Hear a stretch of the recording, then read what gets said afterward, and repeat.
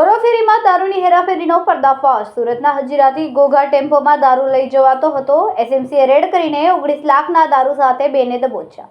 ગુજરાતમાં દારૂબંધી છે, જેથી દારૂને ઘુસાડવા માટે બુટલેગરો અવનવી તરકીબોની સાથે રસ્તા પર અપનાવતા હોય છે। ત્યારે હવે ટ્રેન અને રોડ મારફતે દારૂની હેરાફેરી પર નજર રાખવામાં આવી રહી હોવાથી બુટલેગરોએ મદદરીએ ચાલતી રોરો ફેરી સર્વિસમાં દારૂની હેરાફેરી કરતા હોય તે રીતે થોડો નહીં પણ અદદ કહી શકાય તેટલો 19.20 લાખની કિંમતનો 18,000 બોટલ દારૂ ઝડપી લીધો છે। સ્ટેટ મોનિટરિંગ સેલને મળેલી બાતમીના આધારે હજીરા રોરો ફેરી પાર્કિંગમાં આઈસર ટેમ્પોના બોઇલરમાંથી દારૂ ઝડપી પાડ્યો હતો। એસએમસીએ 30 લાખથી વધુનો મુદ્દામાલ જપ્ત કરીને કાર્યવાહી હાથ ધરી છે। લાખોનો દારૂ પકડાતો રહે છે, જેમાં સ્થાનિક પોલીસની ઘોર બેદરકારી અને નિષ્કાળજી જોવા મળે છે, ત્યારે સ્થાનિક પોલીસ સામે પણ કાર્યવાહી થતી હોય છે।